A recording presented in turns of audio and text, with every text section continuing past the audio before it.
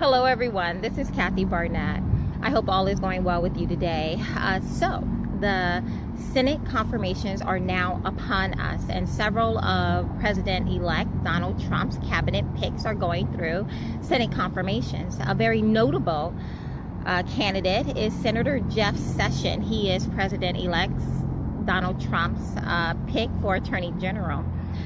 Now, I'm sure there are those on the left and on the right who will come up with a number of objections to why Senator Jeff Sessions should not be confirmed as Attorney General. But perhaps one of the largest objections that will be placed before him this week is that of him being a racist, is that of him being prejudiced, is that of him being racially insensitive. Now, Senator Jeff Sessions is not new to the rodeo. He actually went through Senate confirmation in 1986 when President Ronald Reagan elected him for the federal judge position. And during that 1986 confirmation, he was denied the federal judge position, and he was denied for the very reasons that I just said to you now, that I'm sure is going to come back up before him, and that is for the reason of him being deemed as racist and insensitive, racially insensitive. Now, one of the things we have to understand in our culture today is that if you are a conservative, and you have been alleged to have committed a crime, and that crime deals with racism or prejudice of any kind, if you are a conservative, you are guilty until proven innocent. It is none of that being innocent until proven guilty spill. If you are a conservative and your alleged crime is being prejudiced or racist of any, regardless of the situation, you are guilty until proven innocent. And that's a very important concept to understand in our culture today. And so that is the banner under which Senator Jeff Sessions is now standing before the Senate committee, the Senate Judiciary Committee, and the banner under which he is hopefully will be confirmed. But now, as an American, I'm concerned. I'm interested. As a Black American, I'm especially interested in what Senator Sessions said, the context in which he said it, and what it means as for him to be the potential Attorney General. It matters to me. So as a result, I did a little digging, and I went back and I looked at the 1986 judicial review that he went through for his federal judge nomination at the time. And there are a number of allegations that were brought against him, but there were two that were perhaps the most prominent ones. And so I want to talk to you about those two today as we kind of look to answer the question, is Senator Jeff Sessions a racist? Because again, as a Black American, it matters to me. As an American, it matters to me, and I'm sure it matters to you as well. As a Black American, I'm especially interested in whether or not our Attorney General is a racist, because as you know, the Attorney General position is the highest office in the land. So again, it matters. Here are the two significant allegations that were brought against him in 1986, and Schumer has said he will be bringing those things up to bear now before Senator Sessions. So here it is. One of them is he was alleged to have called the NAACP and a number of other organizations un-American. Now, Senator Sessions was denied the federal judge position because he was deemed as being prejudiced and insensitive, or having made prejudiced and insensitive comments, specifically calling the NAACP and other organizations un-American organizations with anti-traditional American values. Now, a key testimony against Sessions was someone who worked for him, and that was Assistant U.S. Attorney of Alabama, Thomas Figures, who was a Black man who worked again for Session at the time. In fact, his office was across the hall from Session. Now, when Session, in reading the judicial review comments, Session said he recalls his conversation with Thomas Figures at the time very differently than how Figures recalled it. In fact, Session said, this is how I recalled it. I recalled it with me saying, when organizations like the NAACP and other organizations move away from discriminatory issues and start to take up political issues, they lose their authority to speak to the people as unbiased parties. So that is what he recalls saying, that when organizations like the NAACP and other organizations move away from the discriminatory issues and start to pick up political issues, that those organizations lose their ability to speak to the people as unbiased parties. Because as most of you know, the NAACP is decidedly a Democrat organization. And so when they walk into the sphere where conservatives are, they lose their authority to speak to people as unbiased parties, as parties who are solely concerned with the moral advancement of all people. They lose that. So that's what he said. He said that the NAACP and other organizations lose support when they involve themselves in promoting un-American positions. To that extent, Senator Ted Kennedy at the time challenged him on what un-American positions these organizations such as the NAACP had taken up, to which Session said, pointed to two issues, and that was the sanctuary movement at that time, which dealt with liberal immigration policies, as well as the Sandinistas, which was a part of the Iran-Contra scandal. You guys may remember that. So those were the two un-American traditions that Senator Session pointed to. Now, here are my thoughts. I agree with Sessions. I agree that when organizations such as the NAACP and other organizations move away from the reason why they exist and begin to pick up other political topics, they do indeed begin to lose some of their authority. In fact, the NAACP is one of those organizations that have been struggling for some time since the civil rights movement. I don't know if you guys are familiar with the Freedom Bureau. The Freedom Bureau was an organization that the Freedmen's Bureau was an organization that was started to assist former slaves who had been emancipated. Now, at the time that the Freedmen's Bureau existed, they were needed. They were very much needed to help freed slaves who had just been emancipated to be able to assimilate into the culture around them. The Freedmen's Bureau was responsible for helping freed slaves to negotiate contracts, to get fair contracts for their work. The Freedmen's Bureau helped build schools for freed slaves. They helped them purchase land. They helped them in a variety of ways. They helped them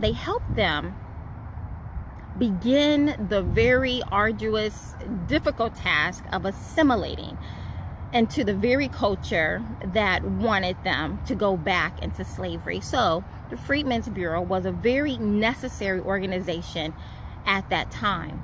Now, fast forward, the Freedmen's Bureau eventually, now there were the number of political reasons why they stopped existing and stopped being funded and supported by the government, but also with the passing of time, they lost their reason for existing.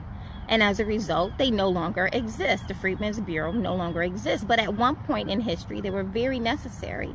Likewise, the NAACP. There was a point in human history, in American history, when the NAACP was very necessary. But since the civil rights movement, the NAACP has been flailing a bit. They've been struggling to legitimize their continued existence. And so I agree with Senator Jeff Sessions when he called or when he said that organizations such as the NAACP, that they begin to lose some of their authority to speak to people when they begin to move away from the reason why they exist and begin to pick up political issues. It causes them to inherently become biased. They have to pick a side. And when your position, or when your reason for existence is to shine a spotlight on moral behaviors, you begin again to lose some of your authority. So to that extent, I agree with Senator Jeff Sessions in regards to his comments made about the NAACP. I also want to say, because again, Thomas Figures worked for Senator Jeff Sessions at the time as the assistant U.S. attorney for Southern Alabama, and his office was right across the hall from Senator Sessions at the time. And I don't know about you guys, but I remember being in corporate America, and I remember having unguarded conversations. I remember having some water cooler conversations, philosophizing about life and being unguarded. And I would hate for all of my unguarded conversations to come back to light and to be used to define who I am today. And so I see it as co-workers bantering, philosophizing about the greater goods in life. And I tend to agree with his comment regarding the NAACP. So when you see them talk about Senator Jeff Sessions making comments alleging that the NAACP is an un-American organization, I disagree that he said it was an un-American organization in that context, and I believe that the context was as he stated it. Time will tell, but I do believe so. Now, that was one of the major allegations that was made against Senator Sessions. Another allegation that was made against him was the infamous one that we have heard for so long, and that is when Sessions made the comment, "I thought those guys, the KKK, were okay until I learned they smoked pot." And in fact, Sessions confirmed that he did in fact say that. He did in fact say, "I thought those guys, the KKK, were okay until I learned they smoked pot." Now, Sessions says that that it was a joke and that he did not think anyone took him seriously. Well, apparently some people did take him seriously. He made the comment in front of a mixed crowd. It was not just black people, it was not just white people, it was a mixture of black and whites in that room that particular evening when he said that. Now, he said it was a joke. There were two attorneys from the Justice Department who testified during Sessions' 1986 Senate confirmation for the federal judge pick. And they stated that they were in the room, that they did in fact hear Sessions make that statement, but that they took it as a joke.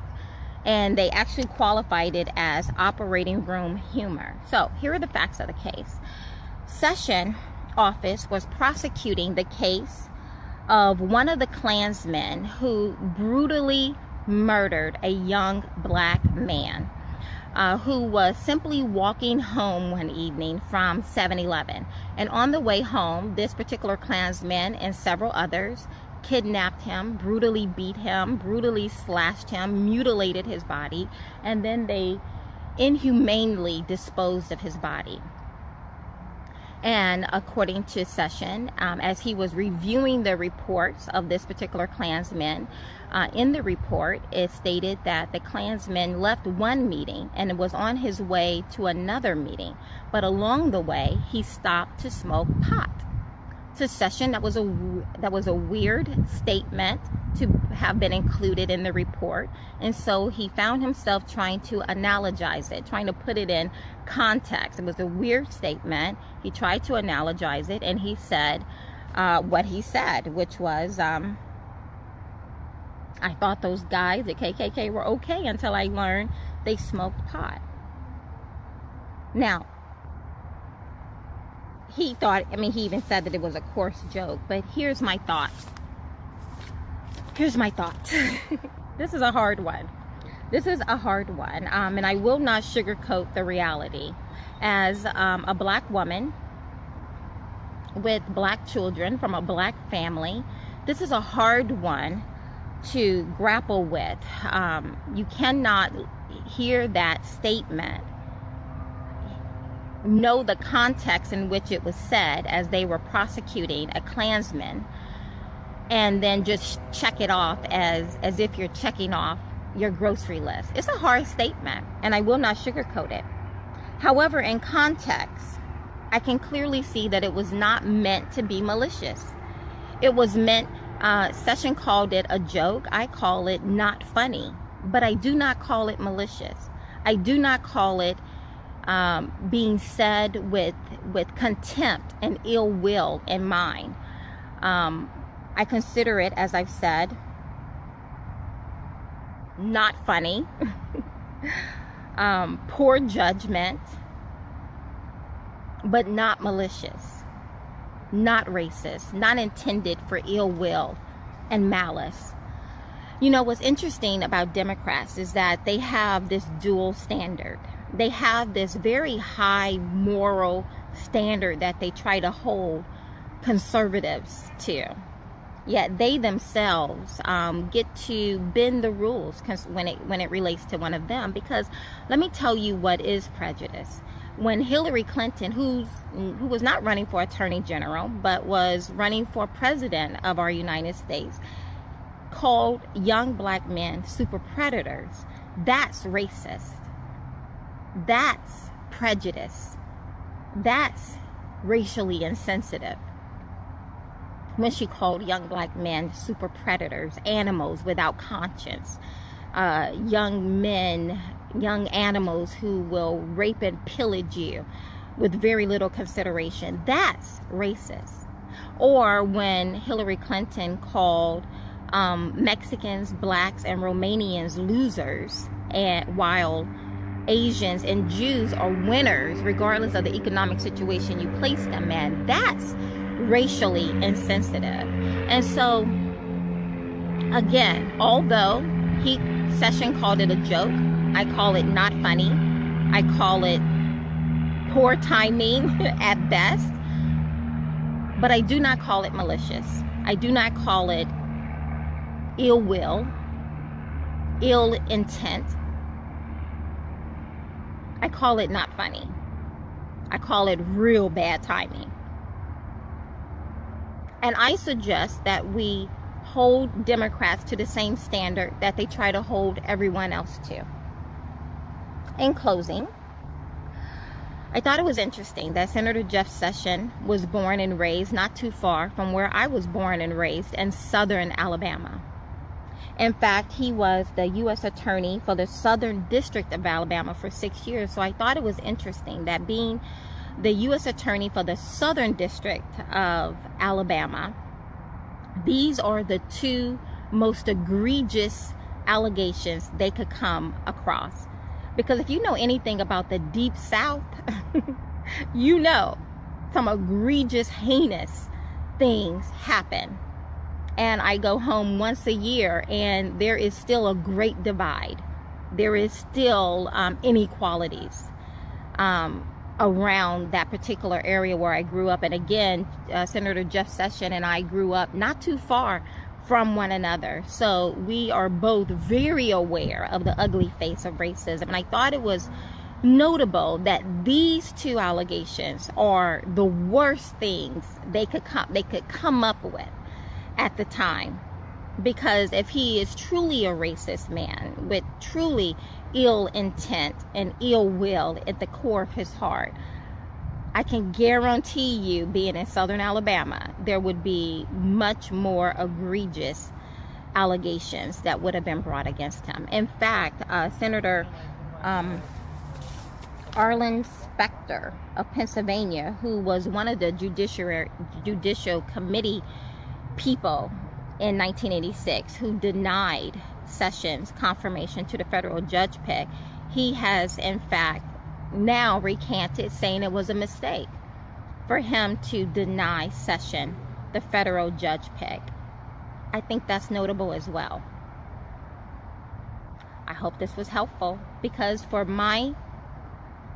what it's worth, I would pick Senator Jeff Sessions as our next Attorney General. I hope this was helpful. You guys take care. Bye-bye.